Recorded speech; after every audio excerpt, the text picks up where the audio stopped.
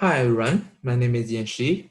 Today I'm going to present a paper, Neural Combinatorial Optimization with Reinforcement Learning. This paper is from Google Brain. This paper presentation is one of those in CS 885 Reinforcement Learning at the University of Waterloo.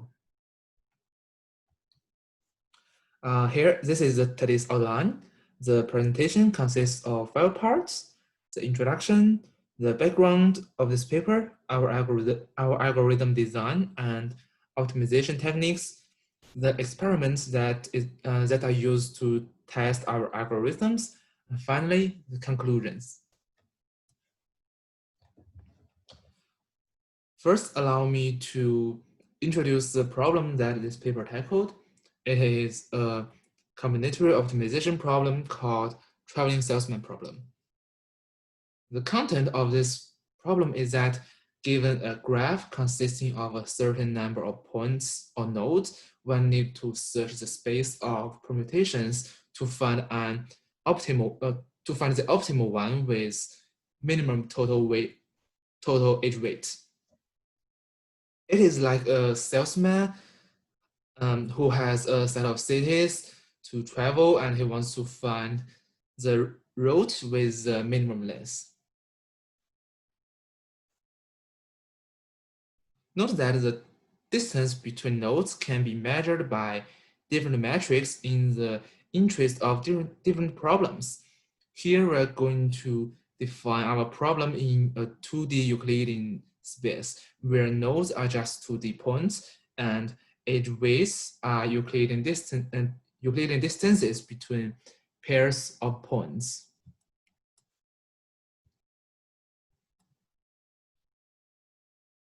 And this time we want to use techniques in the reinforcement learning and neural networks to get a solution for this combinatorial optimization problem. We will train a recurrent neural network, which given a set of city coordinates can output a distribution over different city permutations.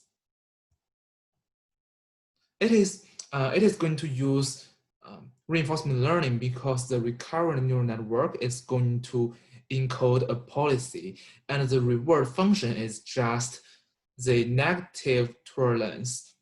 And to achieve that, we will design 2 algorithms named reinforcement learning pre-training and active search. Both of them will be discussed in much detail later.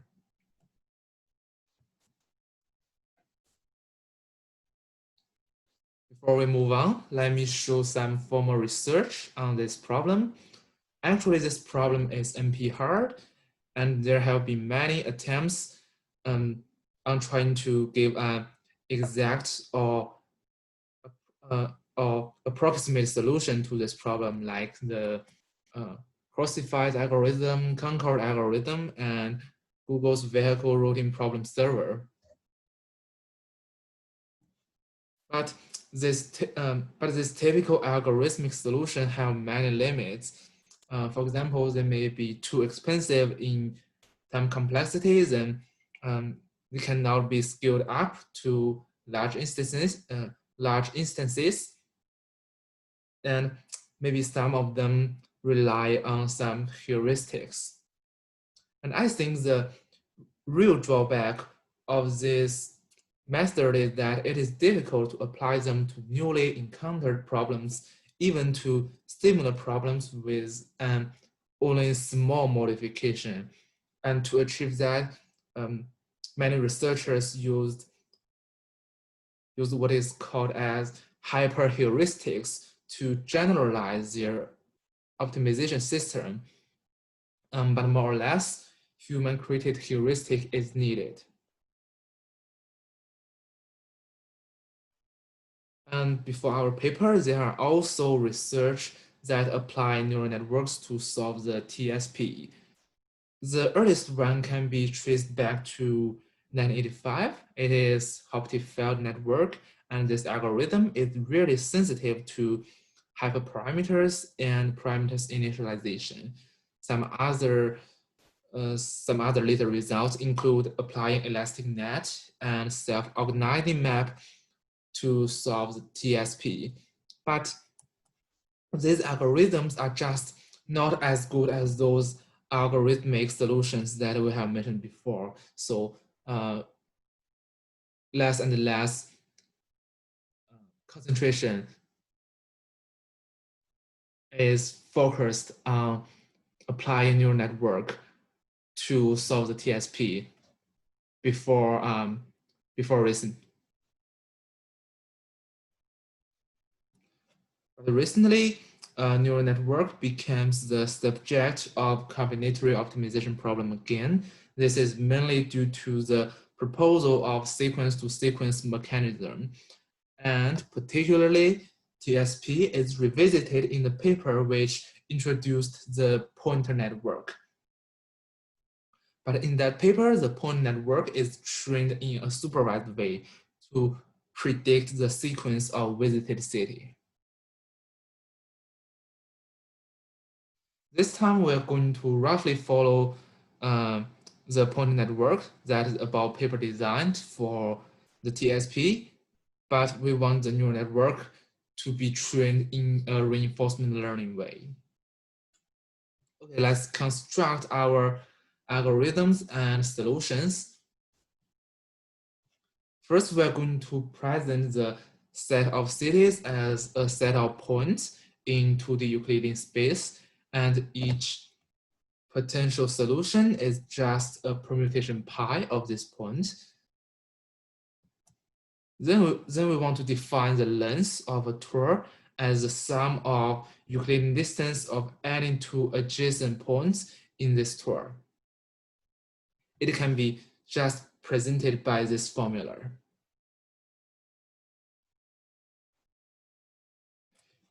This time we want to use a model-free policy-based algorithm, and the stochastic policy is going to give a distribution over the permutations of the input sequence. To compute the probability of each permutation, what we will do is just accumulating the probability of each step.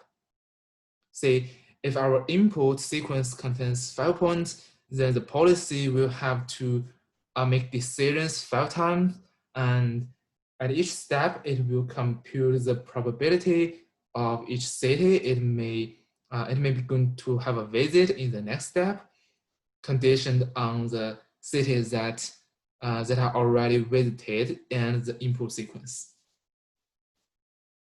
And then we just need to multiply these probabilities we get at each step.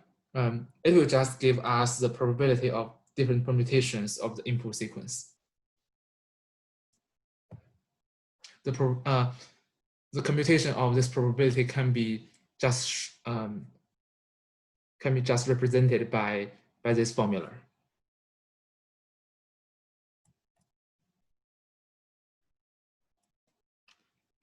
A thing I want to mention is that there are 2 important properties that we want our policy network to have. First is sequence to sequence, because we want input a sequence and output a permutation of the original sequence. Second, we want our model can be generalized to different graph sets. Say, if the model is always trained with graphs of size 50, we want it to also perform well for a test graph of size 100. This leads to the application of what is called pointer network. The pointer network is very similar to the Euro RNN encoder and decoder with an attention mechanism, but there's also a difference. This is the architecture of the pointer network. The blue part is an encoder, and the red part is a decoder. Both of them actually is LSTM in this case. The encoder reads the input sequence one city at a time and transform it into a sequence of latent memory. The decoder receives the memory from encoder, and at each step, it uses a pointing mechanism to produce a distribution over the next city to visit in the tour. The way the decoder achieves that is that at each step G, it will compute an attention score U for each element in the input sequence, and then use a softmax function to transform it into a probability distribution. The computation process is just the formula we showed here. And at this moment, if you want a greedy strategy, the pointer will just point to the element with the largest probability or largest attention score. Okay, here is how we're gonna optimize the pointer network. And we're going to define the target function as the expected tolerance for any given input graph. And we will use the policy gradient technique with a baseline function to compute the gradient. Still, we cannot compute the expectation directly. So we need to replace the expectation by the mean of a sample of size B.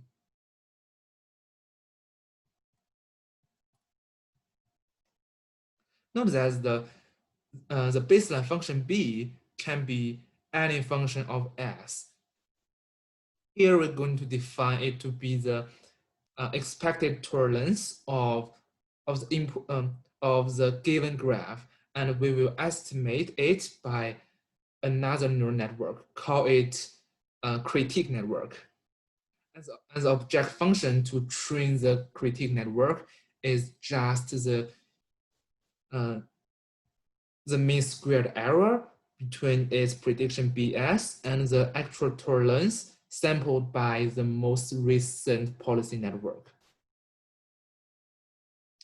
The critique network, as for the architecture of this critique network,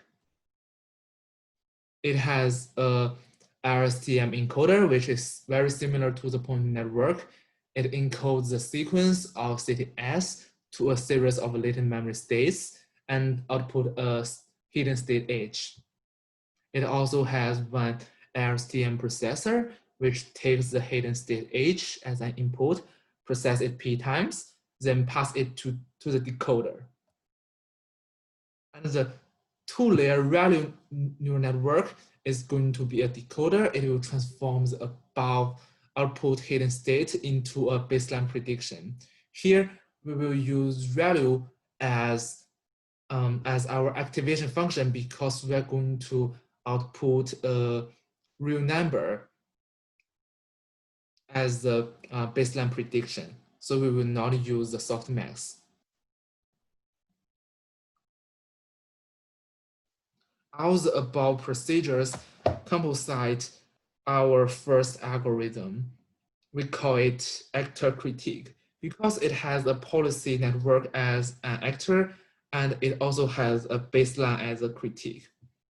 At each training step, it will just sample B graph and corresponding B solutions using our policy network, then compute the baseline function, update the parameters of the policy networks and the critique networks using the policy gradient technique that we mentioned before. In this algorithm, we actually are using greedy strategy to sample solutions for each sample graph. But we know that sometimes the greedy policy does a bad job in exploration. So we may want something that is more stochastic. In this sense, what we want to do is just sampling n solutions for each graph and then just select the shortest one. The only modification we need to make is introducing the temperature parameter into our softmax function. When When increasing the temperature parameter, the distribution over different solutions will be flattened. Then we can introduce more stochasticity into our algorithm. So I think it will make our sampling to be more efficient because we will not, because we are less likely to sample the same solutions. Also, the Bello method is a pre-training model. It means that we train the neural network using the training data. Then we give it a specific test graph. It can output the solution directly without any training. What about we want a model that is not pre-trained and we want to train it for each single test graph? This can lead to our second algorithm. And we're going to call it active search. Here is how it works. For each input test graph, it will search for a certain number of solutions and remember the best solution it has been discovered so far. And for each batch, here the size of batch is B. The policy network will use the policy gradient technique to update the parameter, which is very similar to what have been done in active critique. And the only difference exists in the baseline function. This time the baseline function is not going to be is not going to be a neural network. It will be estimated by the exponential moving average. Because here we are not because here we are going to consider one single test graph for time, so we do not have to input a graph to a neural network to predict the expected tolerance. For each batch, the current estimation for the baseline function is just the average tolerance of the B sample. Then it will just compute a weighted sum with the previous estimation for the baseline function. Then it will give us the updated baseline function. Oh, sorry.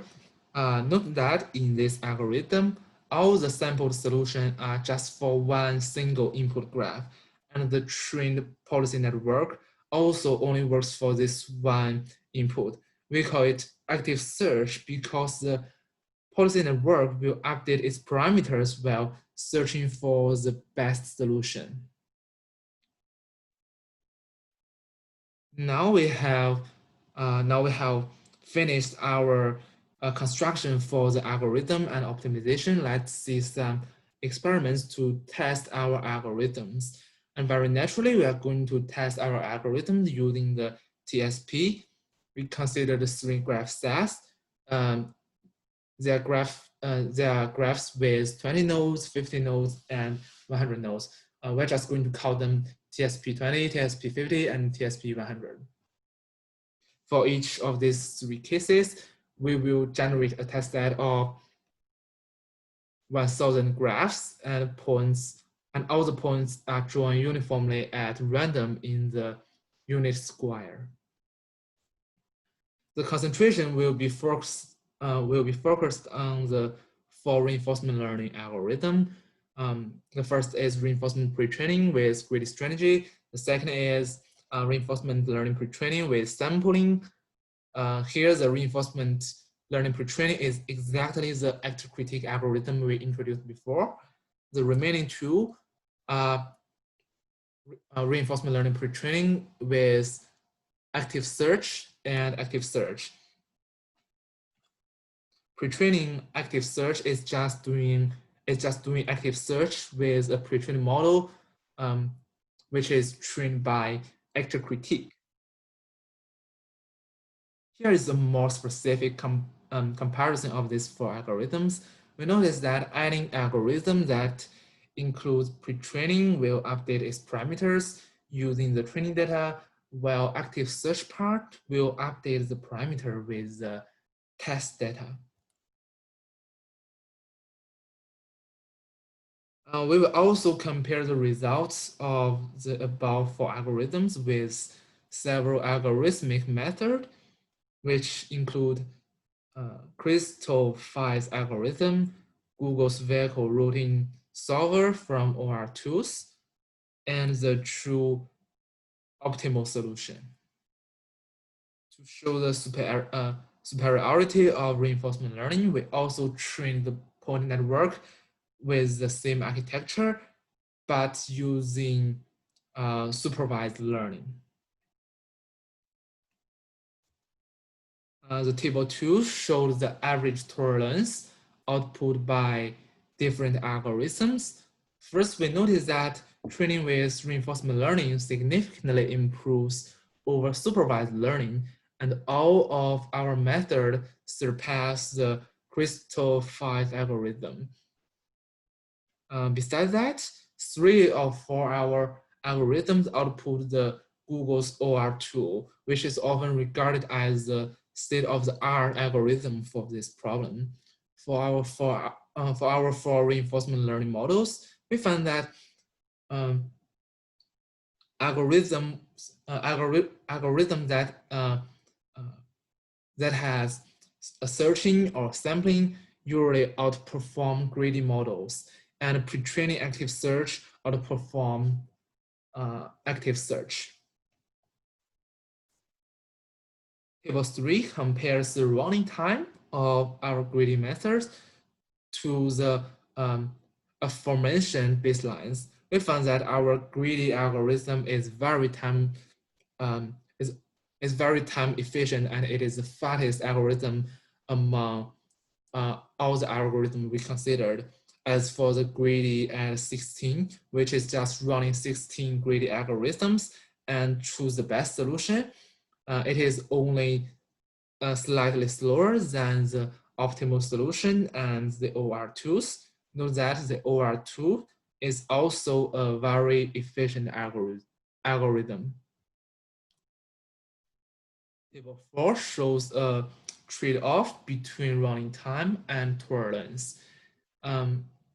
It tells us getting closer to the optimality will cost more time. But the result in this table, as well as those in table 2, we may carefully conclude that algorithm with searching usually outperforms algorithm that is only pre-trained. When the graph and the number of solutions searched is with graph and the number of solutions searched is small, the active search is relatively fast, but when the size of this problem and solutions is built up, the active search needs far more time than reinforcement learning pre-training to complete.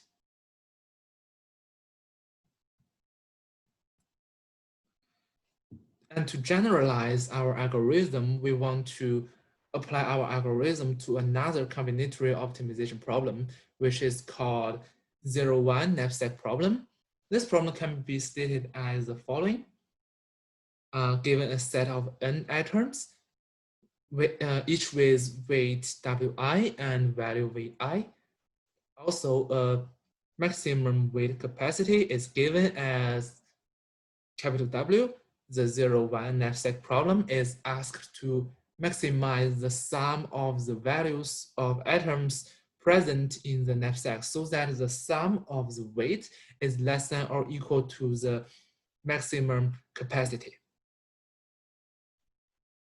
Our algorithm design and the architecture of the neural network remain almost the same as before.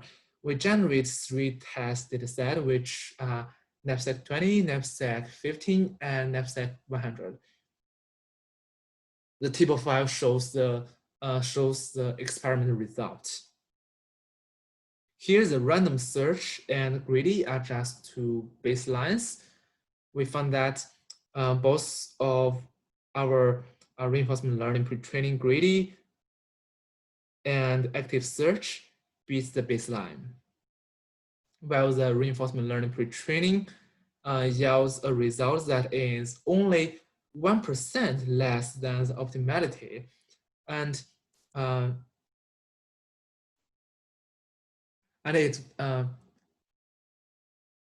and we can find that the active search performs really good. It can always solve all instances to optimality. Finally, let me conclude this presentation. First, this paper constructs neural combinatorial optimization, which is a framework to tackle combinatorial optimization problem with reinforcement learning and neural network. Those techniques use include RCM, attention mechanism, pointer network, policy gradient, and actor critique. This time we focus on traveling salesman problem and provide a set of solutions where many of them can be sufficiently close to optimality. Also, almost all the algorithms are time efficient. Our paper demonstrates that reinforcement learning and neural network can be applied to solve combinatorial optimization problems if they are properly constructed. And they have the potential to achieve the performance and time efficiency of those algorithmic solutions do. As for the further improvement, I think so far, all of our works are mainly focusing on sequence-to-sequence tasks. So recently, I'm wondering whether we can design new reinforcement learning tools to solve combinatorial optimization problem that is not sequence-to-sequence. That is today's presentation. Thank you.